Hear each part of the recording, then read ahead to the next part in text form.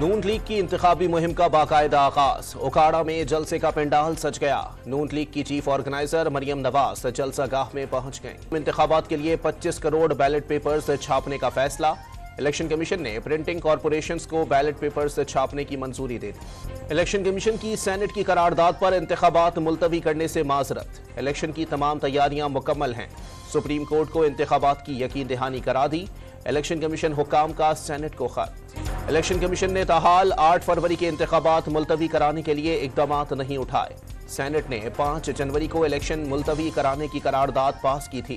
Senator Dilawar Khan کا chairman senate کو خط۔ پی ٹی آئی نے لیول پلینگ فیلڈ سے متعلق درخواست سپریم کورٹ سے واپس لے لی، جمہوریت کی بقا کے لیے عوام کی عدالت میں جائیں گے، لطیف کھوسا کی گفتگو۔ بانی پی ٹی آئی کی کاغذات نامزدگی مسترد ہونے کے خلاف درخواست پر سماعت کل تک ملتوی، لاہور ہائی کورٹ نے فریقین سے کل تک جواب طلب کر لیا۔ سندھ اور بلوچستان میں نون لیگ کا وجود ختم ہو چکا، گھر بیٹھے الیکشن مہم چلا رہی ہے، شرجیل میمن کی پریس کانفرنس۔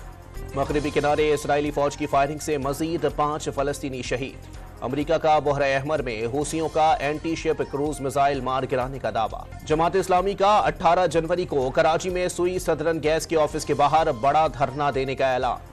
راولپنڈی میں گیس کی قیمتوں میں اضافے کے لیے ریسٹورنٹ کیٹررز سویٹس اینڈ بیکرز ایسوسی ایشن پاکستان کا روزگار بچاؤ احتجاج۔ کوئٹہ میں گیس پریشر میں کمی اور بلوں میں اضافے کے خلاف احتجاج، مظاہرین نے گیس آفس کے سامنے سڑک کو بلاک کر دیا۔